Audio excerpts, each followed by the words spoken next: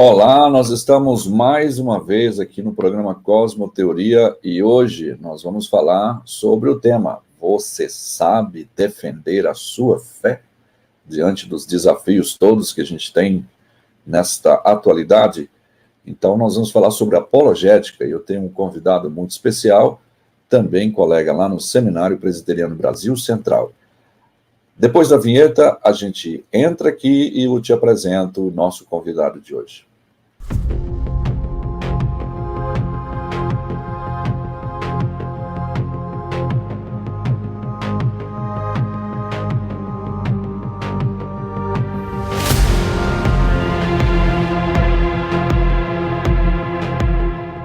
Estamos de volta aqui no nosso programa Cosmoteoria, programa que fala de cosmovisão cristã. Hoje eu recebo aqui comigo o reverendo Guilherme Bispo de Souza Júnior. Ele é pastor titular lá da Igreja Presbiteriana de Jardim Novo Horizonte. Quase que eu falo Novo Mundo, viu, Guilherme? Na verdade não é Jardim, né? É Novo Horizonte. Não é Jardim, né? É a Igreja Presbiteriana Novo Horizonte, exatamente. Ele é bacharel em Teologia pelo Seminário Presbiteriano Brasil Central, pós-graduação em Ciência da Religião pela Uni Evangélica, mestre em Teologia Sistemática pelo Centro de Pós-Graduação Andrew Jump, também professor no Seminário Presbiteriano Brasil Central, na área de Teologia Sistemática, Religiões e Seitas, Apologética e Geografia Bíblica. E está aqui comigo hoje. Obrigado, Guilherme, pela sua gentileza em aceitar o convite de participar deste nosso programa Cosmoteoria. Como vai? Tudo bem? Graças a Deus, tudo bem. Eu que fico grato pelo convite, pela honra de fazer parte aqui do seu canal. Você tem aí conteúdo para a gente hoje, né? E eu acho que nós até tivemos, era para gravar antes, mas houve tantos contratempos, mas estamos aqui, pela graça de Deus. Vamos então ao programa. Aqui é um programa de perguntas e respostas e pouca interação minha. Às vezes eu interajo, mas não como eu digo lá sempre, né? Como o Faustão, não, que vai interromper, fazer a pergunta e dar a resposta, não, tá bom? E nem minhas perguntas serão palestras, serão perguntas, ponto final. Tá bom, Guilherme? Primeira pergunta, então, para você nos ajudar com relação a esse tema, você sabe se posicionar em relação à sua fé, sobre apologética. Enfim, Guilherme, o que é apologética para os nossos, aqueles que nos acompanham, tanto no áudio quanto no vídeo? O que é apologética? Apologética, ela é uma matéria, até certo ponto, meio incomum, né? Sim. Porque, ainda que as pessoas façam ela na prática, no dia a dia, mas muitas vezes não tem dificuldade de entender exatamente o que ela é. Mas, de forma bem simples, seria uma matéria ou uma ferramenta racional de defesa da fé. De forma bem simples, seria uma disciplina que ensina os cristãos a dar razão da sua fé, da sua convicção, da sua esperança. Um texto bíblico bastante utilizado como um pontapé inicial em relação a isso é 1 Pedro, capítulo 3, verso 15, onde Pedro fala assim: antes santificai a Cristo como Senhor em vosso coração, estando sempre preparado para responder a todo aquele que vos pedir razão da esperança que há em vós.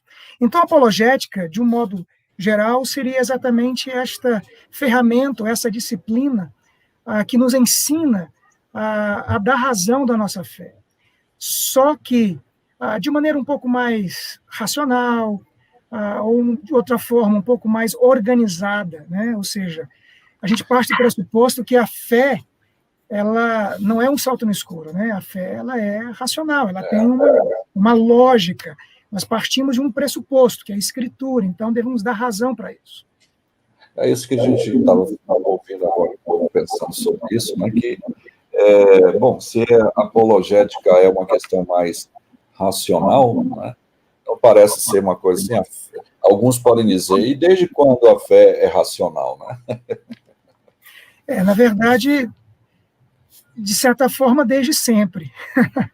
Isso. A gente recebe essas acusações, né, Guilherme? Dizendo, o cristão não sabe no que crê. é ilógico, digamos assim, a crença dele. Né?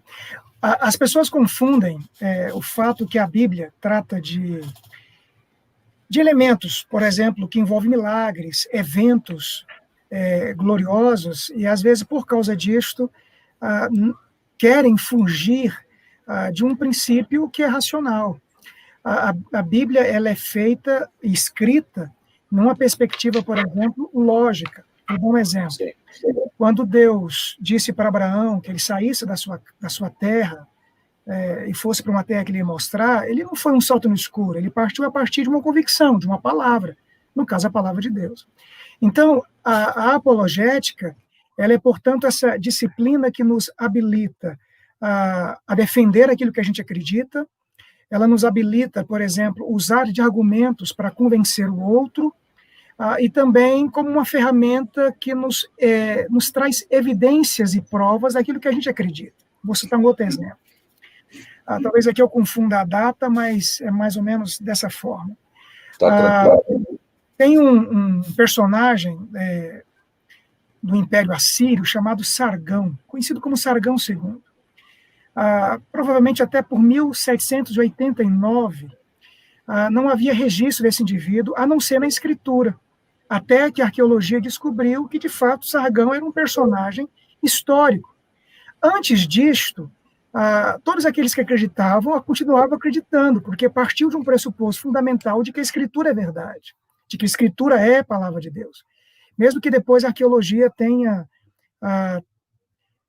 evidenciado esses processos todos. O que eu quero dizer com isto é que a Bíblia, ela traz essa lógica, ela não é algo que é escrito como se fosse uma coxa de retalhos. E, portanto, a fé é racional nesse sentido, no sentido de que a gente crer em fatos, crer em elementos que podem ser evidenciados e provados pela Escritura. Quando Paulo vai falar da ressurreição de Jesus, ele usa um argumento apologético, diz que pelo menos 500 irmãos viram nesse caso.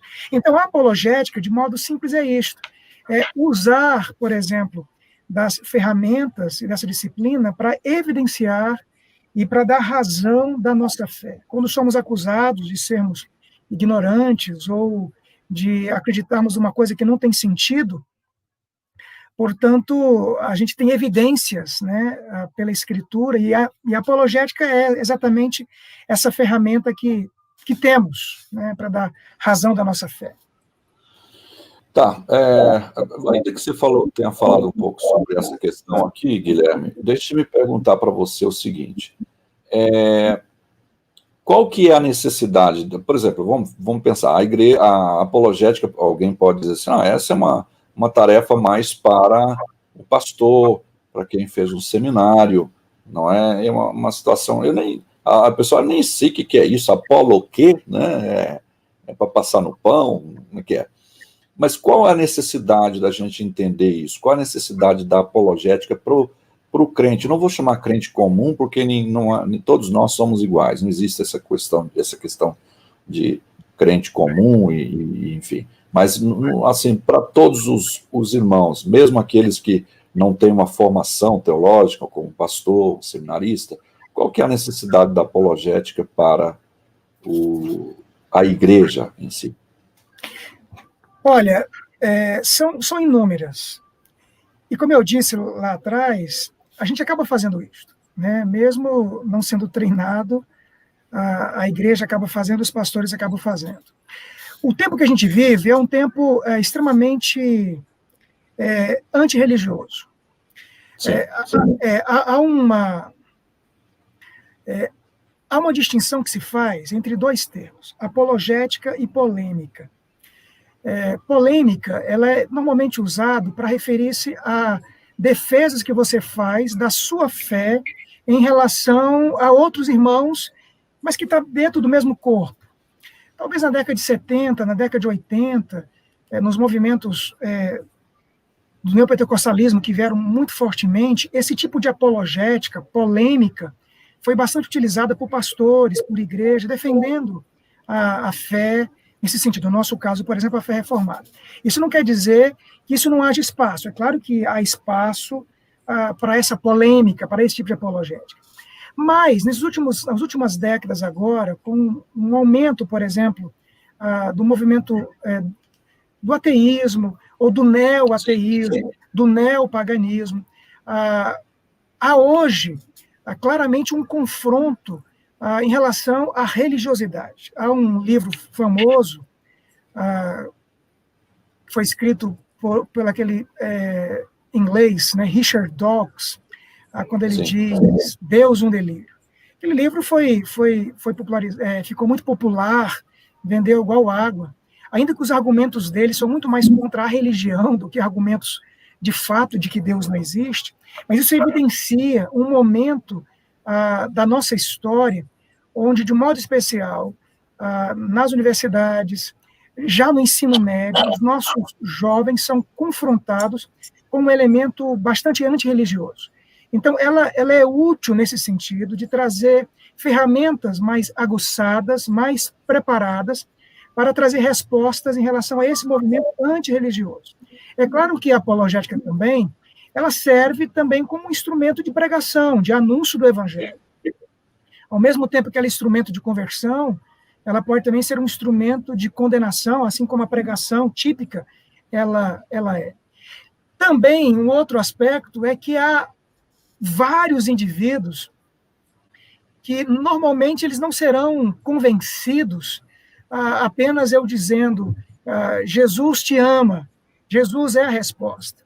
Então, há indivíduos, por exemplo, que talvez estejam tão imersos neste mundo antirreligioso que há uma grande necessidade de argumentos mais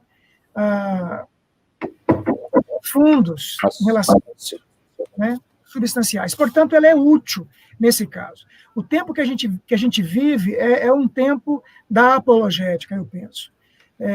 A filosofia, por exemplo, se tornou uma matéria bastante comum nos nossos dias. Filósofos são chamados o tempo inteiro para falarem na mídia e tudo mais, coisa que não acontecia há 20 anos, por exemplo, mas agora ficou muito comum.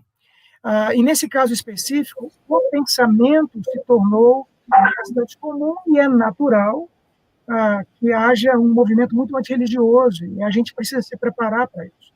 Então, não é mais uma polêmica, não é só defender a fé reformada, por exemplo, de movimentos pentecostais ou não pentecostais, mas também uma fé mais aguçada contra este movimento que cresce contra a fé cristã, né, de um modo geral. Você disse há pouco aí algo que a gente até já vai perguntar, né? Mas só para você esmiuçar um pouquinho mais essa questão, mas você falou do Richard Dawkins. Tem para quem não sabe, tem lá uma série de reportagens de vídeos no YouTube de Ben Stein, quando ele fala de design inteligente, de como os cientistas, mesmo cientistas que não são cristãos, só pelo fato de citar o design inteligente, eles são banidos da universidade. E aí, um certo momento lá, ele vai entrevistar o Richard Dawkins. Rapaz, dá pena, né, dos argumentos de fato do Dawkins em cima das perguntas, né, que o camarada faz lá, ele sabendo defender a fé, usando certas proposições, enfim. E eu me lembro que uma vez eu estava lendo um prefácio desse livro, né, falando de Deus, aí ele xinga Deus o tempo todo no livro, né? Ele começa a falar um monte de palavrões, impropérios, ele é isso, ele é cínico, ele é egoísta, ele é não sei o quê. Aí eu fiquei pensando, Guilherme, assim, ora, mas esse camarada tem algum problema com Deus, ele acredita que Deus existe, ele tem algum problema com ele, porque como é que você vai xingar alguém que não existe? Não é? Ele coloca... pode falar. Pode. Assim, ele coloca Deus, o Deus de Israel, no mesmo pé de igualdade de Zeus, dos mitos gregos. Aí ele pega e cria também a figura de é como se fosse uma fé, né? Como se fosse um bully viajante e tal. Então, assim, ele iguala a fé cristã nesse balaio todo, né? Então, além do Richard Dawkins, quais seriam os outros? Por exemplo, nós temos agora esse que acabou tendo aí uma proeminência, né, que exige de nós mesmo um posicionamento em relação a saber defender a palavra de Deus, que é a nossa regra de fé e prática, quando disse que a Bíblia precisa ser reescrita ou ressignificada para abordar outros pecados, né, e não condenar esses comportamentos. São desafios, né, Guilherme, para a apologética nesse mundo. Sim, por exemplo, no caso do livro, né, Deus um Delírio, a minha frustração quando eu li é porque eu imaginava que teria argumentos muito fortes em relação à não existência de Deus. Mas, na verdade, é um livro que é escrito é um livro, na verdade, antirreligioso, né? Ele pega o que é de ruim na religião e, a partir daí, usa dos argumentos. Quando chega na parte da Bíblia, que era a minha ansiedade dos argumentos, ele pega argumentos de teólogos liberais, que normalmente a gente que já está um pouco, já há muito tempo na caminhada cristã, né, já passou por esse processo. Agora, existe esse detalhe todo, né? Quando a gente pensa, por exemplo, em grupos dentro da própria igreja que querem transformar a fé ou a escritura, ou tentar levar para contextualizá-la ou moldá-la na cultura no qual estamos inseridos. E aí, de fato, é um grande perigo. Apesar que, nesse caso, seria, como eu disse, mais uma polêmica, né, do que necessariamente uma apologética nesse sentido dos antirreligiosos ou não cristãos, né? Mas, nesse caso, também é o mesmo argumento, ou seja, defender uma fé de que a Escritura é a palavra de Deus, nesse caso. Mas seria mais no sentido de uma polêmica, né? Porque está dentro do círculo cristão. Então, nesse caso específico, Nath, eu entendo que a apologética ela é necessária. Eu digo, é o tempo que vivemos, é o tempo da apologética. Vou dar um outro exemplo aqui prático. Sim. Quando nós, né, que já aí passamos dos 40 e estudamos, por exemplo, lá, na época chamava segundo grau, né? Depois foi mudando os nomes e tal. Era muito difícil você ser confrontado já nesse nível com movimentos antirreligiosos. Isso era mais no nível universitário. Sim. Hoje, dentro de uma igreja, né, você é confrontado com seus adolescentes, às vezes com seus jovens, porque lá, já no ensino médio, eles são confrontados duramente com esse movimento antirreligioso. Daí, há uma grande necessidade, por exemplo, que a gente entenda da importância da apologética. Porque se as pessoas não forem preparadas para isso, elas poderão ser levadas a pensar que, de fato, nós somos ignorantes. A gente está vivendo num mundo sem saber aquilo que a gente crê. É por isso que eu disse lá atrás que a fé é racional nesse sentido. Gente que não lê, gente que não sabe defender a fé, gente que é ignorante, né? Exatamente. As pessoas, é como eu disse, né?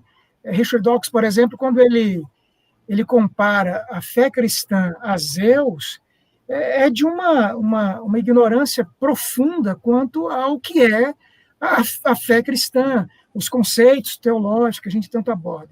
E muitas vezes, dentro da nossa própria igreja, tem irmãos que teriam dificuldade de trazer argumentos, né? Agora, para certos indivíduos, você tem que usar alguns argumentos um pouco mais profundos, e por isso a apologética tem o seu valor e o seu lugar. Há quem acha que a apologética não tem muita utilidade, que como a conversão é sempre uma ação do Espírito Santo de Deus, mas pessoas se esquecem de que a apologética ela pode ser, como a pregação, um instrumento de convencimento, né? Dizem que C.S. Lewis exatamente foi um fruto de argumentos apologéticos, né, para a sua conversão.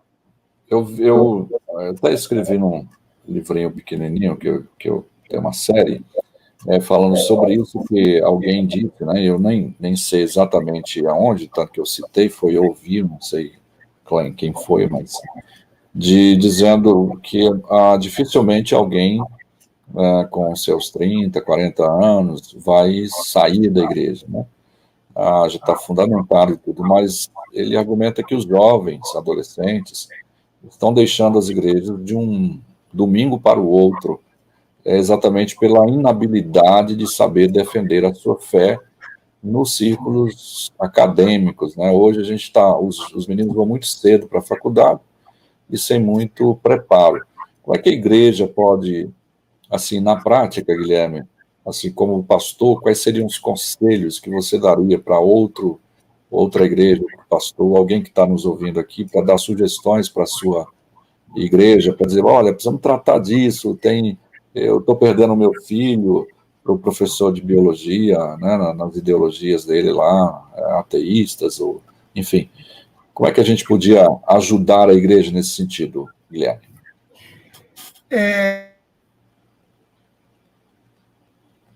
A gente precisa olhar para dentro da igreja e olhar para fora.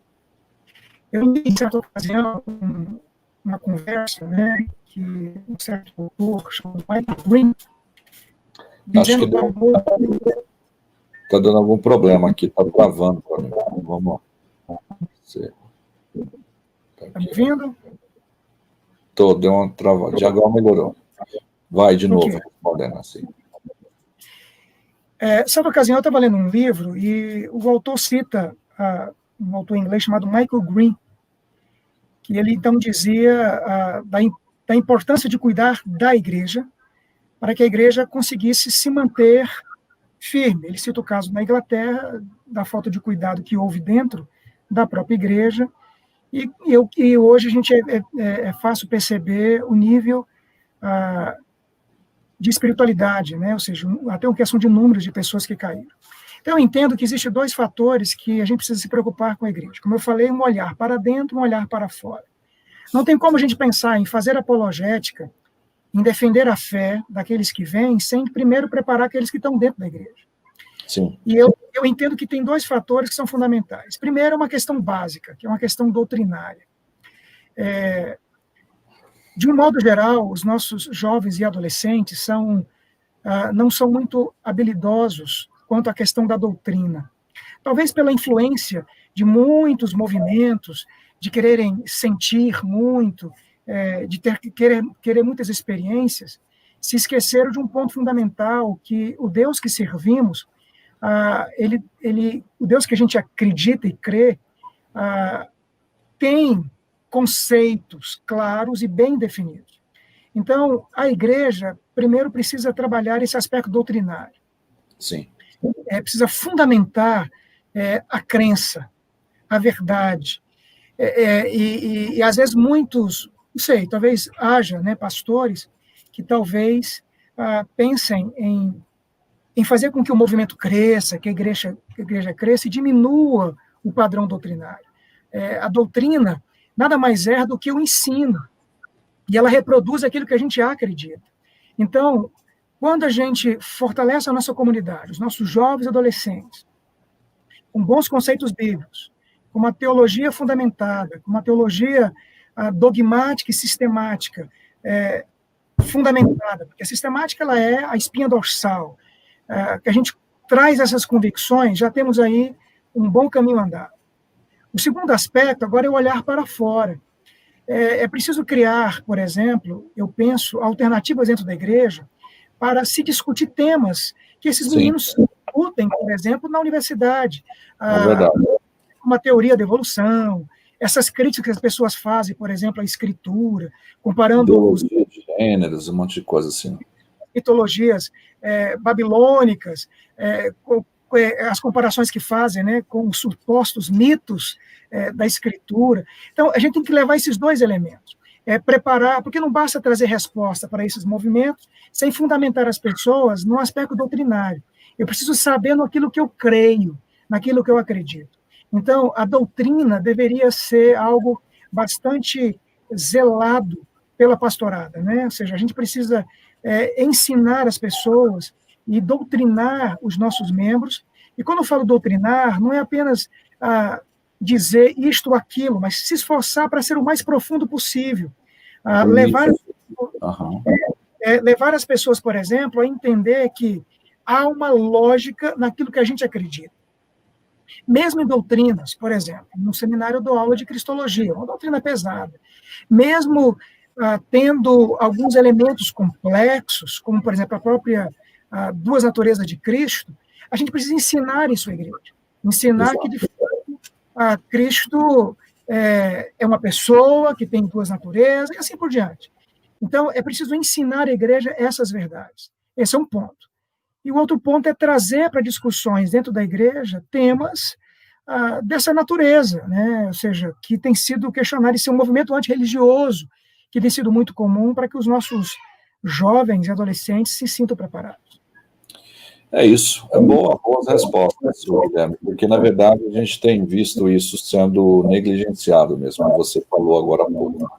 Exige um pouco mais de estudo até mesmo. Talvez o desafio de não fazer isso é porque vai exigir um pouco mais de estudo, né? De debates em torno de temas como evolucionismo, enfim, e outros aspectos que a gente precisa ter argumentos, né? Para a gente encerrar, Guilherme, nós estamos chegando ao final, nosso programa é curto, é meia hora só. Me dá aí alguns bons livros, 1 ou 2, 3, quem sabe, dicas que você pode dar para os aqueles que estão acompanhando esse programa, que eles pudessem, digamos assim, entender um pouco mais sobre apologética, saber defender a fé, né? Eu sei de um que é Como Derrotar o Evolucionismo com Inteligência, da cultura cristã esse. Agora, se tiver outros aí, seria interessante. Eu vou apresentar alguns aqui. Vou pegar aqui, né? Beleza. São livros... A biblioteca está aí, prontinha, né? Isso. Eu acho que, quando a gente pensa na igreja, a gente precisa pensar na fundamentação. Então, um personagem ou um autor que eu acho bastante interessante é exatamente a John Frame. Não sei se dá para... Dá para ver. Ok. Apologética. Então, é um livro introdutório, mas um livro interessante, né? A gente usa muito no seminário. Ele tem todo um escrito na área de teologia e que no qual ele fundamenta. Há um livro que é do William Gregg, que é esse aqui em guarda. É um excelente livro também. Uma linha assim mais de uma apologética mais clássica, né, nesse sentido, mas é um excelente livro. Esse autor também, A Batalha Pertence ao Senhor, tá certo? Sim, ótimo. E não há dúvida alguma que um dos personagens, no caso bem reformado, é exatamente o Cornelius Van Til, que é a apologética cristã. Ok? Ótimo. Então, esses livros são excelentes. Porque quando você vai ler, por exemplo, livros que já vão, por exemplo, direto como vencer isso, vencer aquilo, às vezes você precisa primeiro ter uma base anterior. Né? Esses livros aqui nos ajudam em relação a isso. Beleza, é o suficiente. A gente vai colocar na descrição do vídeo depois esses nomes dos livros, seus autores, para vocês procurarem. Né? O programa não tem nenhum compromisso com a editora, nem nada, nós simplesmente vamos colocar para colaborar com os nossos, aqueles que nos acompanham, né, no programa. E aí o Guilherme vai passar para mim isso aí, a gente coloca na descrição. Guilherme, obrigado pelo seu tempo aí, sei que sua vida é corrida, né, seminário, e pastoreio, e visita, e família, e tantas coisas, né, e que a gente tem que estar cuidando, mas faz parte. Eu agradeço pelo seu tempo, pela oportunidade que você me deu de ouvi-lo, um pouquinho aqui nesse tema. Depois a gente volta com outros, você pode falar sobre religiões, né, que a gente tem aí, seitas e religiões, é outro tema interessante, que como identificar uma seita, enfim, a gente vai te convidar para fazer um outro programa mais adiante aí. Você aceita o desafio aí? Claro, será um prazer. Eu que agradeço pelo convite, né, espero ter respondido. Respondeu sim, com certeza. Muito jóia, muito bom. É um tema complexo, mas bastante útil, como eu disse, é o tempo nosso, é o tempo da apologética. A gente precisa estar bem preparado para isso. Da apologética, exatamente. Gostei. Talvez seja até o título que eu vou colocar no vídeo aí, o tempo da apologética. É hoje. Obrigado, Ru. Obrigado, Guilherme. Deus abençoe você. Abraços a todos. Também vocês que nos acompanham, obrigado pela paciência, pelo tempo dedicado em acompanhar o programa Cosmoteoria. A gente segue adiante, né? Tem vários convidados já sendo gravados e vocês terão a oportunidade de acompanhar esses programas. Deus abençoe vocês e até a próxima oportunidade, se Deus quiser.